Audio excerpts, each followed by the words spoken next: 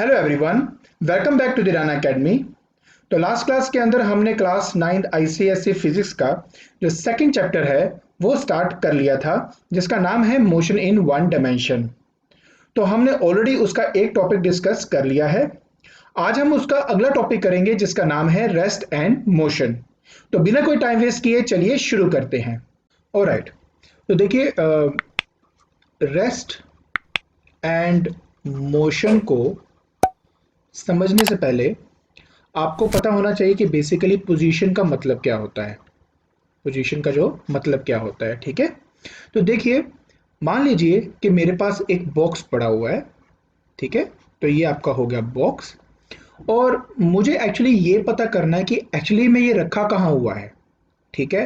तो देखिए, in general अगर आप ये जानना चाहते हो कि एग्जैक्टली कहाँ रखा हुआ है, तो आपको बताना पड़ता है with respect to that thing which is stationary. तो मान लेते हैं कि मेरे पास यहाँ पे एक ट्री है। तो ये मान लेते हैं आपका ट्री है, एंड ये आपकी एक स्टेशनरी ऑब्जेक्ट है, ठीक है। स्टेशनरी का मतलब बेसिकली वही होता है कि जो मूव नहीं कर रहा, ठीक है। तो वो मेरा एक स्टेशनरी ऑब्जेक्ट है। ये जो बॉक्स है, इस स्टेशनरी ऑब्जेक्ट के विद रिस्पेक्ट टू मान लेते हैं कि 5 मीटर की दूरी पे रखा हुआ है। तो अगर मुझे इस बॉक्स की पोजीशन बतानी है, तब मैं लिखूंगा कि x is equal to 5 meter. तो यहाँ पे x का मतलब होता है position, and x equal to 5 meter ये एक्चुअली में एक इक्वेशन बन गई to represent the position of the box with respect to this tree. तो देखिए, ये बहुत ज़्यादा इंपॉर्टेंट है कि जब हम कभी किसी भी बॉडी की पोजीशन को बताते हैं, तो एक स्टेशनरी ऑब्जेक्ट होना बहुत ज़रूरी है। देखिए, मान लीजिए कि मैं कहूँ कि यहाँ पर एक ट्री है सपोज, ठीक है। और इस बॉक्स की जो पोजीशन है, मतलब इसकी जो दूरी है, यहाँ से मान लेते हैं 10 मीटर है। तो अब बॉक्स तो वही का वही है, लेकिन क्योंकि मैंने स्टेशनरी ऑब्जेक्ट चेंज कर लिया, तो ऑटोमेटिकली इस बॉक्स की जो पोजीशन है उसकी इक्वेशन बन जाएगी x इक्वल टू 10 मीटर। तो आपने देखा कि बॉक्स तो अभी भी वहीं पर है, बट क्योंकि आपका जो स्टेशनरी ऑब्जेक्ट है वो चेंज हो गया, तो उसके विद रिस्पेक्ट टू उसकी जो पोजीशन है वो भी आपकी चेंज हो जाती है। आई होप आपको पहले ये समझ में आ गया होगा कि पोजीशन क्या होता है और क्यों हमें किसी स्टेशनरी ऑब्जेक्ट की जरूरत होती है। अब मैं हमेशा वर्ड स्टेशनरी ही क्यों यूज कर रहा हूं, तो सोच के देखिए। अगर मान लेते हैं कि मेरे पास यहाँ पर कोई बॉडी है और वो मूव कर रही है विद ए कांस्टेंट वेलोसिटी, तो वो मान लेते हैं इसी डायरेक्शन में मूव कर रही है। तो उसके विद रिस्पेक्ट टू देखिए, पहले यहाँ पे मान लेते हैं कि ये 10 मीटर की दूरी पे था। फिर जब वो यहाँ पहुंचा तो अब वो जो दूरी है वो आपकी 8 मीटर हो गई। जब वो यहाँ पहुंचा तो मान लेते हैं कि अब जो है उसकी दूरी यहाँ से 5 मीटर की है। यहाँ जाऊंगा तो कुछ और होगी, यहाँ पे जाऊंगा कुछ और होगी। तो अगर मैं एक मूविंग बॉडी के विद रिस्पेक्ट टू किसी बॉडी की पोजीशन पता करूंगा, तो वो मैं पता नहीं कर सकता। द रीजन इज दैट क्योंकि हर टाइम जो उसकी पोजीशन है इस बॉडी की with respect to this moving object change होती रहेगी। तो इसलिए जब हम कभी भी किसी बॉडी की पोजीशन पता करते हैं, तो वो किसी स्टेशनरी ऑब्जेक्ट के विद रिस्पेक्ट टू ही पता करते हैं। तो आई होप आपको ये समझ में आ गया होगा कि इसका मतलब क्या है। और हाँ, इसी स्टेशनरी ऑब्जेक्ट को कहा जाता है ओरिजिन, ठीक है। इसी को ओरिजिन कहा जाता है। तो बेसिकली देखिए, जब मैं कभी भी ओरिजिन वर्ड यूज करता हूं, तो ओरिजिन का मतलब होता है वो रेफरेंस पॉइंट। अब ये एक एज ए रेफरेंस पॉइंट की तरह बिहेव कर रहा है, जो कि क्या है, एट रेस्ट पे है। तो अगर मैं ये कहूं कि बॉडी इनिशियली यहां पर था, तो मैं कहूंगा कि इनिशियली क्योंकि ये ओरिजिन पर है ऑब्जेक्ट, तो मैं कहूंगा आप यहाँ पे x इक्वल टू 0 पुट कर सकते हो। तो जैसे वो ऑब्जेक्ट यहाँ पर पहुंचा जिसकी दूरी यहाँ से 1 मीटर है, तो मैं बोलूंगा कि अब x इक्वल टू 1 मीटर हो गया है। अगर मान लीजिए ये ऑब्जेक्ट यहाँ पर पहुंच गया और आपका अब जो डिस्टेंस है यहाँ से मान लीजिए 5 मीटर का है, तो आप बोलेंगे कि x मेरे पास क्या हो गया, 5 मीटर हो गया। तो पोजीशन को रिप्रेजेंट करने के लिए हम x का इस्तेमाल करते हैं, और हमेशा उस बॉडी की पोजीशन हम देखते हैं with respect to a stationary point, जिसको हम बेसिकली ओरिजिन भी कह देते हैं। आई होप आपको ये समझ में आ गया होगा। तो चलिए, अब मैं आपको बताता हूं कि रेस्ट का मतलब क्या होता है और मोशन का मतलब क्या होता है। तो चलिए, सबसे पहले हम रेस्ट के बारे में समझते हैं, ठीक है। तो मान लेते हैं कि ये पॉइंट जो है वो स्टेशनरी है, एंड तो ये क्या हो गया, ये आपका हो गया ओरिजिन, ठीक है। एंड एक पार्टिकल है वो आपका इस पॉइंट पे है, मान लेते हैं ये आपका ए पॉइंट है। तो यहां से यहां तक की जो दूरी है इसकी मान लेते हैं कि x1 है। तो इस पर्टिकुलर पॉइंट की अगर मुझे पोजीशन बतानी है तो मैं लिख सकता हूं x इक्वल टू x1। अब यूनिट कोई भी हो सकता है, अगर ये सेंटीमीटर में है तो यहाँ पे सेंटीमीटर आएगा, अगर ये मीटर में है तो यहाँ मीटर में आएगा, अगर ये किलोमीटर में है तो ये किलोमीटर में आएगा। ठीक है, तो जस्ट मैं यहाँ पे x1 यूनिट लिख देता हूँ, तो आई थिंक इसको समझना आसान हो जाएगा। ठीक है, अब जब कभी भी हम ये जानना चाहते हैं कि बॉडी मेरी रेस्ट में है या मोशन में है, तो मुझे दो चीजें चाहिए। एक तो मुझे एक स्टेशनरी सराउंडिंग चाहिए जिसके विद रिस्पेक्ट टू उसकी पोजीशन देख सकूं, और दूसरा मुझे टाइम पता होना चाहिए कि टाइम के साथ क्या ये पोजीशन चेंज हो रही है कि नहीं हो रही। देखिए मैं आपको समझाता हूं। मान लीजिए जब आपका time T equal to zero था, मतलब जब टी इक्वल टू जीरो का बेसिकली मतलब होता है कि जब आपने ऑब्जर्वेशन स्टार्ट करी, तो उस टाइम जो उसकी पोजीशन थी वो मान लेते हैं x1 है, मतलब जो लेंथ है इसकी इस ओरिजिन से वो x1 है। जब t इक्वल टू 1 सेकेंड हुआ तब आपने देखा कि उसकी पोजीशन अभी भी वही की वही है, दैट इज x1। और जब आपका time t equal to 2 second हुआ तब उसकी पोजीशन अभी भी वही है, दैट इज x1। तो देखिए आप यहाँ पे देख सकते हो कि टाइम जो है जैसे जैसे आपका बीत रहा है, मेरे पार्टिकल की पोजीशन चेंज नहीं हो रही विद रिस्पेक्ट टू ओरिजिन या with respect to a stationary object. इसलिए मैं कहूंगा कि ये जो बॉडी है वो आपकी रेस्ट पे है। तो अगर किसी बॉडी की पोजीशन चेंज नहीं होती with respect to time and its surrounding, तब हम कहेंगे the body is said to be at rest. तो आई होप आपको समझ में आ गया होगा कि रेस्ट का मतलब क्या होता है। चलिए अब हम मोशन को समझते हैं। ऑलराइट, तो देखिए उसी तरह फिर से हम एग्जांपल लेते हैं। मान लेते हैं कि ये जो पॉइंट है ये स्टेशनरी पॉइंट है और इसको हमने नाम दे दिया एज ए ओरिजिन। ठीक है, ये ओरिजिन है। इनिशियली जो मेरी बॉडी थी वो पॉइंट पी पे थी, ठीक है, एंड जो इसकी दूरी है मान लेते हैं कि x1 है। तो इस पर्टिकुलर पॉइंट की अगर मैं को इक्वेशन लिखनी है तो मैं लिखूंगा x equal to x1 unit, इसलिए क्योंकि ये सेंटीमीटर मीटर किलोमीटर कुछ भी हो सकता है। अब जब time t equal to zero था तब पार्टिकल जो था वो पॉइंट p पर था और उसकी जो लेंथ थी फ्रॉम द ओरिजिन वो थी आपकी x1। जब time t equal to 1 second हुआ तब पार्टिकल p से आपका मान लेते हैं कि q पॉइंट पर आ गया, ठीक है, जिसकी लेंथ फ्रॉम ओरिजिन है आपकी x2। तो प्लीज हमेशा याद रखना, जब कभी भी हम किसी भी पार्टिकल की पोजीशन पता करते हैं तो वो हमेशा ओरिजिन से ही होता है। तो यहां पर हमारे पास जो x है वो आ जाएगा x2 यूनिट। ठीक हो गया। एंड उसके बाद जब t इक्वल टू 2 सेकेंड हुआ तो हमने देखा जो पार्टिकल है वो आपका r पॉइंट पे आ गया और ओरिजिन से इसकी जो दूरी है वो मान लेते हैं कि x3 है। तो मैंने यहां पे लिख दिया कि x equal to x3 unit. तो अब हम क्या देख रहे हैं, अब हम ये देख रहे हैं कि जैसे जैसे टाइम आपका बढ़ रहा है वैसे वैसे जो उसकी लेंथ है उसमें भी चेंज आ रही है, मतलब उसकी जो पोजीशन है वो लगातार चेंज हो रही है। तो अगर किसी पार्टिकल की पोजीशन चेंज होती है with respect to time and its surrounding, तब हम कहते हैं the body is said to be in motion. लेकिन आपको एक बात मैं पहले बता दूं कि कभी भी कोई बॉडी इन नेचर में रेस्ट में नहीं होती है। मैं आपको इसका मतलब समझाता हूं।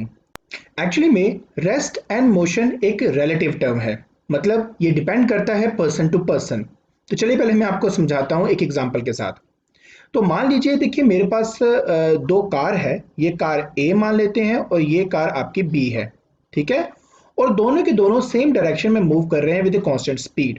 मान लेते हैं कि ये जा रहा है 20 किलोमीटर पर आवर से, राइट, और ये भी जा रहा है 20 किलोमीटर पर आवर से। अब अगर ये दोनों साथ साथ मूव कर रहे हैं तो थोड़ा सा इमेजिन करो कि अगर आप एक गाड़ी में जा रहे हो और आपके साथ एक और गाड़ी है और वो भी सेम स्पीड से ही अगर आपका जा रहा है और साथ साथ जा रहा है बिल्कुल, तो अगर मैं आपसे पूछूं, आप मान लो ए हो और मैं आपसे पूछूं कि आपके हिसाब से जो बी है उसकी मोशन कैसी है, तो आप तो कहेंगे कि सर एक्चुअली में मैं जब भी इसको राइट साइड में देखता हूं तो वो तो हमेशा मेरे सामने होता है, मतलब कि उसकी जो पोजीशन है वो चेंज नहीं हो रही विद रिस्पेक्ट टू यू। इसलिए आपके हिसाब से वो जो बी वाली कार है वो क्या है, रेस्ट पे है। लेकिन अगर मान लो कोई पर्सन ग्राउंड में खड़ा है तो उसके हिसाब से क्या हो रहा है, उसके हिसाब से गाड़ी पहले यहां थी, फिर गाड़ी यहां होगी, फिर गाड़ी यहां होगी। तो लगातार जो इन दोनों के बीच का जो लेंथ है वो लगातार बढ़ता जा रहा है। मतलब इस पर्सन के हिसाब से इसकी पोजीशन जो है वो आपकी चेंज हो रही है। सो कहने का मतलब क्या हुआ कि इसको लगेगा कि ये जो बी है वो आपका मोशन में है। तो एक ही टाइम पर कोई चीज रेस्ट पे और मोशन में कैसे हो सकती है? नहीं ना। इसलिए हम कहते हैं कि हर कोई बॉडी वो एक्चुअली मोशन में है, बट आपके विद रिस्पेक्ट टू अगर किसी की पोजीशन चेंज नहीं हो रही तो आपको लगता है कि वो रेस्ट पे है। चलिए मैं एक और एग्जांपल देता हूं। देखिए अभी आप मान लीजिए कि कहीं पे आप बैठे हुए हो, ठीक है। आपके सामने कोई भी एक चीज होगी और आप उसको कॉन्स्टेंटली देखो तो आपको लगेगा वो तो पोजीशन चेंज नहीं हो रही, तो आपको लगेगा वो आपका रेस्ट पे है, ठीक है। चलिए अब हम इसको थोड़ा सा बड़ा करते हैं। अब अगर मान लीजिए कि मैं मून में चले जाऊं, ठीक है। आप कहाँ हो? आप तो अर्थ पे हो, ठीक है, आप अर्थ पे हो। तो अगर मून से खड़ के मैं इस चीज को देखूंगा तो आपको क्या दिखेगा कि एक्चुअली तो अर्थ आपका रोटेट कर रहा है अपनी एक्सिस पे। तो अब आप कहोगे नहीं यार, ये जो बॉडी है ये भी आपकी अर्थ के साथ साथ घूम रही है। तो हुआ ना ये ऑटोमेटिकली आपका मोशन में। तो जब आप अर्थ में थे, वहीं थे जहां पर ये ऑब्जेक्ट था और आप भी स्टेशनरी थे, तो आपके हिसाब से वो चीज क्या थी? रेस्ट पे। पर जैसे हम मून में चले गए तब आपने देखा कि जो अर्थ रोटेट कर रही है उसके साथ बॉडी भी रोटेट कर रही है, तो आप क्या कहेंगे कि ये जो है आपका क्या है? एक मोशन में है। So that is why rest and motion दोनों एक रिलेटिव टर्म है। तो ये डिपेंड करता है पर्सन टू पर्सन कि एक्चुअली उसके with respect to position change हो रही है कि नहीं हो रही। बट यस, इन यूनिवर्स कुछ भी चीज रेस्ट पे नहीं है, everything is in motion. I hope आपको ये बात समझ में आ गई होगी। तो चलिए, तो अब मैं आपको समझाता हूं three different types of motion के बारे में। तो देखिए हमारे पास तीन डिफरेंट टाइप ऑफ मोशन होती है। सबसे पहले होता है हमारे पास one dimension motion. One dimension motion. So one dimension motion का मतलब होता है जब भी कोई बॉडी, ठीक है, एक स्ट्रेट पाथ पे मूव करे सच दैट कि उसका एक ही कोऑर्डिनेट चेंज हो, तब हम कहते हैं the body is said to be in one dimension motion. ठीक है, जैसे कोई भी कार है स्ट्रेट रोड पे मूव कर रही है तो हम उसको कहेंगे one dimension motion. Number two, फिर होता है हमारे पास two dimension motion. Two dimension motion. अब टू डायमेंशन मोशन का मतलब क्या हुआ कि जब एक बॉडी, सपोज कर लो ये आपकी रोड है, ये आपकी बॉडी है, मान लेते हैं कि वो कर्व नेचर में मूव कर रही है लाइक दिस। तो उस केस में क्या हो रहा है कि उसका एक्स कोऑर्डिनेट भी चेंज हो रहा है एज वेल एज उसका वाई कोऑर्डिनेट भी चेंज हो रहा है। तो अगर आपकी पार्टिकल मूव कर रहा है और उसके बाद उसके एक्चुअली दो कोऑर्डिनेट्स चेंज हो रहे हो विद रिस्पेक्ट टू टाइम, तब हम कहते हैं कि वो एक टू डायमेंशनल मोशन है। आई होप आपको समझ में आ गया। ठीक है, अब हम नेक्स्ट बात करते हैं थ्री डायमेंशन की। जब हम बात करते हैं थ्री डायमेंशनल मोशन की, हम यहाँ पे लिख देते हैं थ्री डायमेंशन मोशन। तो उस केस में क्या होता है? तो देखिए, अगर एक बॉडी स्ट्रेट पाथ पे मूव कर रही है तो इसका सिर्फ एक ही कोऑर्डिनेट चेंज होगा, तो ये वन डायमेंशन। अगर बॉडी आपकी मान लीजिए ऐसी मूव कर रही है तो उसका एक्स भी चेंज हो रहा है, वाई भी चेंज हो रहा है, तब आप क्या कहेंगे? ये टू डायमेंशन है। लेकिन अगर मान लीजिए आप किसी हिली एरिया में जाते हो तो देखा आपने क्या होता है कि आप कर्व पाथ पे तो मूव करते हो लेकिन साथ साथ जो है वो आपकी हाइट जो है वो लगातार बढ़ती जाती है। तो ऐसे कंडीशन के अंदर हम कहते हैं थ्री डायमेंशनल मोशन। मैं आपको पहले ये बात समझा दूं कि एक्चुअली हमारे पास कुल मिला के तीन कोऑर्डिनेट्स होते हैं जिनको हम स्टडी करते हैं। One is x, another is y, another is z.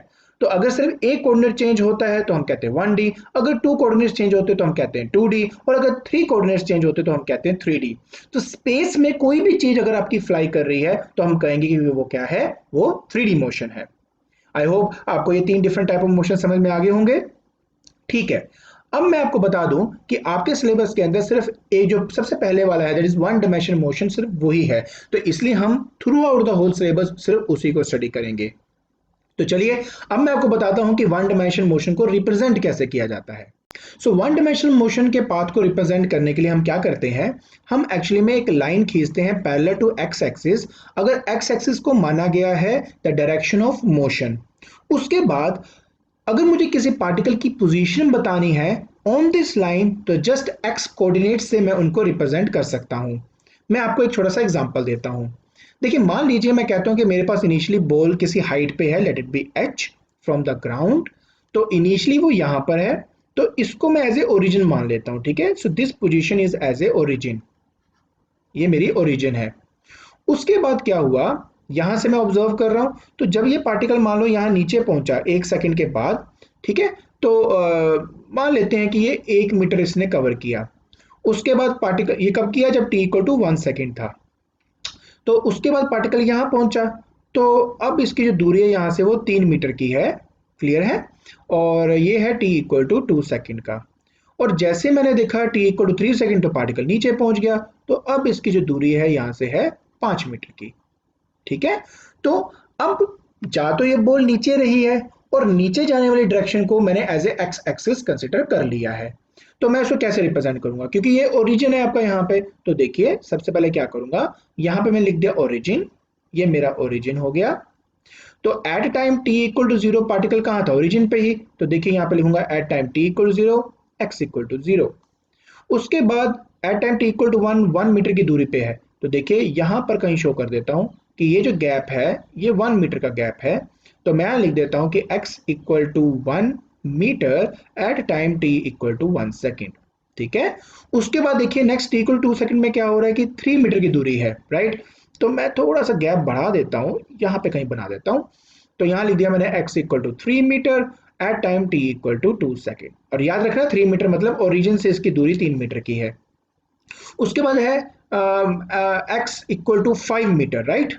तो मैं थोड़ा सा दूर और बना देता हूँ, यहाँ पे बना देता हूँ। तो लिख देता हूँ x इक्वल टू 5 मीटर जब टाइम था t इक्वल टू 3 सेकेंड्स। तो अब यहाँ पे आराम से देख सकते हो कि ये जो पॉइंट्स आप यहाँ पे देख रहे हो वो एक्चुअली में x कोऑर्डिनेट्स हैं, जो उस पार्टिकल की पोजीशन को बता रहा है। आई होप आपको ये समझ में आ गया होगा कि कैसे हम रिप्रेजेंट करते हैं वन डायमेंशनल मोशन को। तो आज के लेक्चर के अंदर हमने समझा पोजीशन के बारे में, रेस्ट के बारे में, मोशन के बारे में, and 3 different types of motion के बारे में। और हमने साथ ही साथ ये भी समझा कि अगर वन डायमेंशनल मोशन को मुझे रिप्रेजेंट करना है तो कैसे रिप्रेजेंट किया जाता है।